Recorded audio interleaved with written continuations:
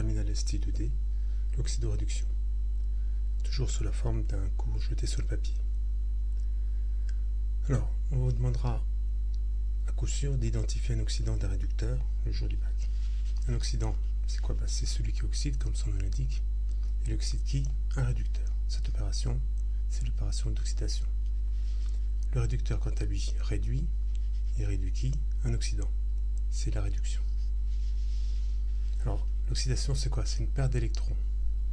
La réduction, c'est le contraire, un gain d'électrons. Intéressons-nous d'entrée de jeu à un exemple concret. Ce qu'on a là sous les yeux, c'est ce qu'on appelle une demi-équation électronique. Alors électronique parce qu'elle fait intervenir des électrons, et l'oxydoréduction, n'oublions pas, c'est un échange d'électrons. D'accord? Alors, le signe égal ou deux petites flèches indique la possibilité dans les deux sens. Contrairement à la flèche unique qui va de gauche à droite et qui indique l'impossibilité de faire marche arrière. Là, cette écriture traduit un mécanisme, c'est un formalisme. En effet, on ne trouve pas d'électrons dans les solutions aqueuses. Les électrons, on les trouve seulement dans les conducteurs. Donc ça, c'est une écriture symbolique qui va nous permettre d'écrire l'équation bilan complète. On verra ça plus tard. Regardons de gauche à droite. L'ion Cu2+, gagne des électrons. On voit bien qu'il a plus de électrons, donc il les gagne. Et devient l'atome de cuivre. Donc c'est un gain. Comme nous l'avons dit, un gain, c'est une réduction. Dans l'autre sens, de droite à gauche, le cuivre devient l'ion cuivre. Il a perdu des électrons, c'est une perte. C'est donc une oxydation. Alors on peut écrire les oxydoréducteurs sous forme de couple. On écrit toujours l'oxydant à gauche avec une barre, le réducteur à droite. Donc résumons-nous, le C2+ a été réduit, donc c'est un oxydant, et le Cu a été oxydé, c'est donc un réducteur.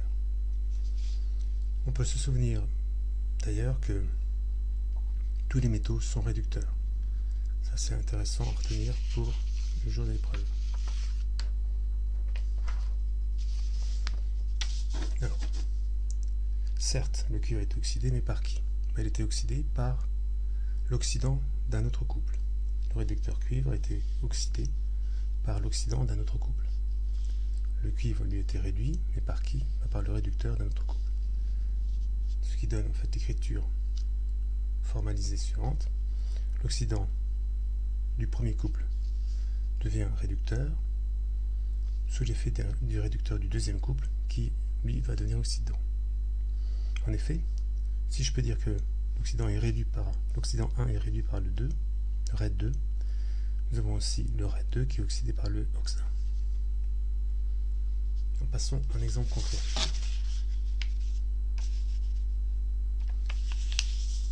La pile Daniel.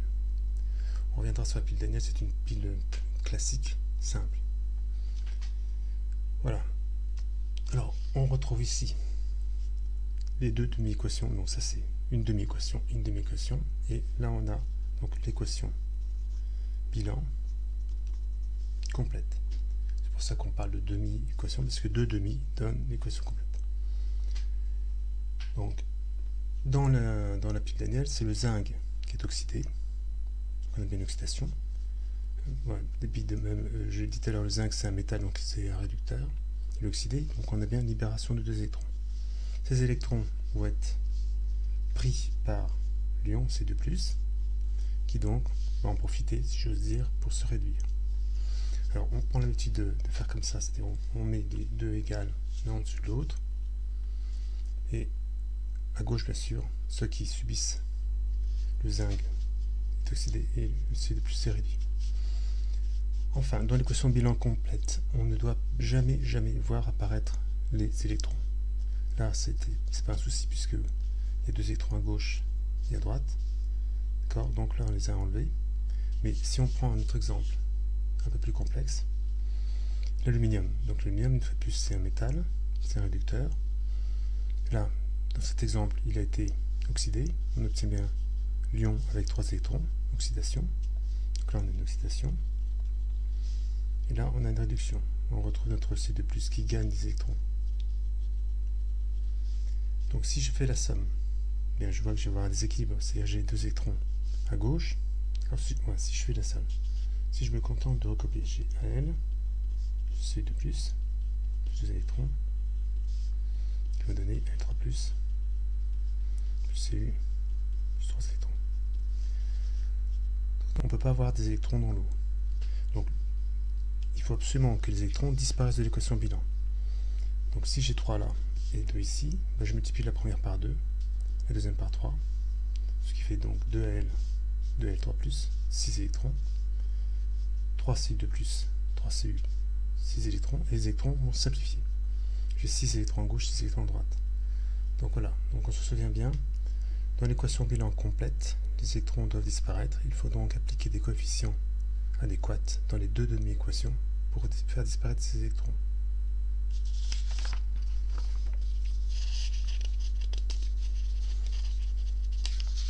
Abordons un cas plus compliqué, le cas très classique de l'ion permanganate. Dans l'ion permanganate, on a de l'autre côté l'ion Mn2+, on constate qu'il y a un déséquilibre des éléments puisqu'on a de l'oxygène qu'on ne retrouve pas de l'autre côté, et des équilibres des charges aussi. Donc on applique en fait une recette de cuisine. Pour équilibrer les oxygènes, on va ajouter de l'eau de l'autre côté. Voilà. Donc là, j'ai 4 oxygènes, donc il faut que j'ajoute 4 molécules d'eau. 4 oxygènes.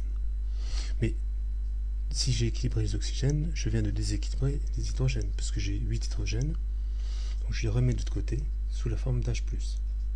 Ce qui fait, d'ailleurs, en passant, la solution doit être donc acidifiée, parce que H+, c'est le signe d'une acide, c'est un acide. Donc, j'ai équilibré les oxygènes, j'en ai bien 4. 8 H+, 8, voilà. Maintenant, j'ai un déséquilibre des charges. Faisons le bilan. J'ai un moins. Le moins ici porte sur la globalité de l'ion polyatomique. Et j'ai 8+. Donc 8+, plus un moins, ça fait 7+. De l'autre côté, j'ai 2+. Donc, nouvelle recette de cuisine. On rajoute du bon côté les électrons pour qu'il y ait équilibre des charges. L'équilibre des charges, c'est-à-dire autant de plus à gauche qu'à droite, ou autant de moins à gauche qu'à droite, ou neutralité. Donc là, j'ai 7 plus 2 plus, donc je rajoute 5 électrons, puisqu'en effet, 7 plus 5 moins, je vais le faire là, 7 plus 5 moins, va nous donner 2 plus. J'ai donc bien fait l'équilibre des charges. Voilà, donc on pourrait s'arrêter là. Mais en fait, cette écriture qui est ici est acceptée pour les sujets de bac. Mais finalement, elle est incorrecte parce que les H+, c'est comme les électrons. On ne trouve pas d'H+ dans l'eau. Finalement, quand les H+ sont entre guillemets fabriqués, ils vont s'associer avec les H2O pour donner des ions oxonium H3+. Et l'écriture vraiment correcte, c'est celle-ci. Mais je le répète, on peut accepter l'écriture précédente. Donc, je transforme en rajoutant 8H2O. J'ai bien 8H+, plus 8H2O, donc 8H3+. Mais si j'ajoute 8H2O à gauche, il faut que j'y rajoute à droite. Donc, je me retrouve avec 12H2O.